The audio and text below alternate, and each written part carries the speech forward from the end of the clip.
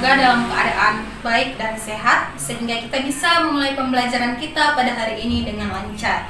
Nah, sebelum kita mulai pembelajaran kita, mari kita berdoa terlebih dahulu menurut agama dan kepercayaan kita masing-masing. Berdoa dimulai, berdoa selesai. Nah, anak-anak ibu sekalian semuanya, pada hari ini materi kita mengenai apa? Ayo, di antara kamu ada tidak yang tahu kita pada hari ini materi apa? Iya, benar sekali. Pada hari ini kita akan mempelajari tentang perkembangbiakan tumbuhan secara generatif. Nah, sudah ada yang tahu belum tentang materi kita pada hari ini? Nah, jika belum ada yang tahu tentang materi kita hari ini, dengarkan ibu ya. Nah, jadi perkembangbiakan pada tumbuhan itu ada dua jenis. Yang pertama yaitu secara generatif dan yang kedua adalah secara vegetatif. Nah, apa itu Bu bedanya? Nah, kalau dia secara generatif seperti yang kita bahas pada hari ini yaitu perkembangbiakan pada tumbuhan secara kawin atau terjadinya penyerbukan. Nah, kalau vegetatif yaitu kebalikannya, perkembangbiakan tumbuhan secara tak kawin. Nah, biasanya perkembangbiakan tumbuhan secara generatif ini dialami oleh tumbuhan berbunga. Nah, tumbuhan berbunga akan mengalami perkembangbiakan generatif melalui apa Bu? Melalui bunga. Nah, jadi bunga itu nanti akan terjadi yang namanya proses penyerbukan. Nah, apa itu penyerbukan Bu? Nah, penyerbukan itu adalah bertemunya sel kelamin jantan dengan sel kelamin betina untuk menghasilkan pembuahan. Atau biasanya penyerbukan juga terjadi ketika benang sari menuju ke kepala putik. Nah, baik. Kemudian di sini anak-anak ibu coba diperhatikan ke papan tulis. Di sini ada namanya bagian-bagian ataupun struktur bunga. Nah, di mana bagian-bagian bunga ini ada seperti tangkai bunga, ada dasar bunga, ada kelopak, ada bakal biji, ada mahkota, ada benang sari, ada putik. Nah, tentunya setiap bagian bunga ini memiliki fungsi yang berbeda-beda, ya kan? Nah, di sini Ibu akan jelaskan satu persatu fungsi dari setiap bagian bunga ini. Nah, yang pertama ada yang namanya tangkai bunga. Yang mana itu tangkai bunga, Bu? Nih, yang ini ya. Nah, jadi tangkai bunga ini fungsinya untuk menghubungkan bunga dengan batang. Nah, selain itu fungsi dari tangkai bunga yaitu untuk menyokong pertumbuhan bunga agar tetap berdiri. Kalau tidak ada tangkai, bayangkan aja pasti bunganya tidak bisa hidup. Nah, yang kedua ada namanya dasar bunga. Yang mana dasar bunga, Bu? Nih, yang ini ya. Ini namanya dasar bunga.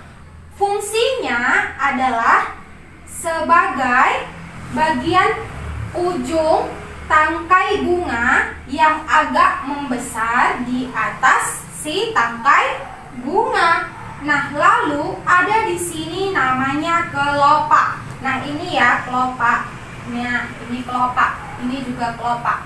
Nah, kelopak ini berfungsi untuk melindungi mahkota bunga ini ketika masih kuncup untuk melindungi dari serangan hama seperti ulat ataupun hama yang lainnya. Nah, jelas ya. Nah, setelah mahkota ada yang namanya bakal biji. Yang mana itu bakal biji, Bu? Nah, ini yang ada seperti biji-biji ini. Nah, bakal biji ini disebut juga sebagai sel buah atau bakal buah. Ini ya. Jadi bakal biji ini mengandung sel ovum dan menghasilkan sel lembaga. Nah, lalu ada yang namanya mahkota. Yang mana mahkota, Bu? Ini mahkota itu maksudnya bunganya jika sudah mekar. Nah, ini ya.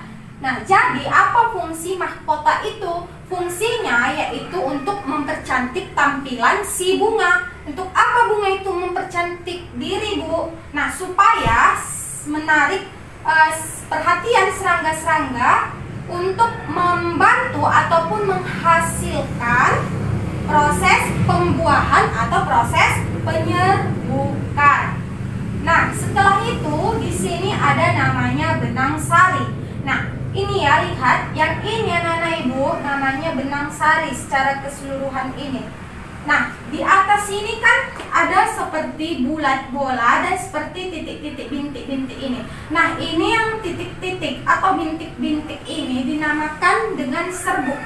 Nah, jadi ini kepala yang di sini namanya kepala sari, sedangkan ini namanya yaitu tangkai sari. Jelas ya? Jadi, benang sari ini merupakan alat perkembangbiakan jantan. Nah, setelah itu ada si putik. Nah, si putik ini kebalikan dari benang sari. Kalau tadi benang sari alat perkembangbiakan jantan, kalau putik alat perkembangbiakan betina. Yang mana putik, Bu? Nah, ini putik ya, yang ini putik. Nah, sampai sini putik. Nah, jadi dia juga ada bagiannya. Nah, kalau yang di atas ini namanya kepala putik, lalu yang di sini namanya tangkai putik. Nah, jadi putik ini akan menghasilkan bakal biji atau bakal buah ketika terjadinya proses pembuahan atau penyerbukan, yang dimana ketika benang sari akan terbang bersama dengan udara menuju ke kepala putik. Nah, jadi kalau benang sari ini, serbuk sarinya yang dibawa oleh serangga itu terbang lewat udara hingga di putik. Nah, itulah terjadi proses pembuahan. Maka jadilah bakal biji atau bakal buah. Nah, jadi sudah jelas ya anak-anak ibu. Nah, selain bunga, contoh perkembangbiakan generatif itu contohnya terjadi pada tumbuhan pohon mangga, pohon rambutan, pohon jagung, ya, padi, kedelai, dan masih banyak yang lainnya. Nah, jadi anak-anak ibu, pembelajaran kita pada hari ini cukup sampai di sini, dan ibu menyarankan agar kalian mengulang materi kita pada hari ini di rumah ya. Nah, sekarang kalian boleh tutup bukunya karena pembelajaran kita telah selesai. Sekian materi kita pada hari ini. Ibu ucapkan selamat siang.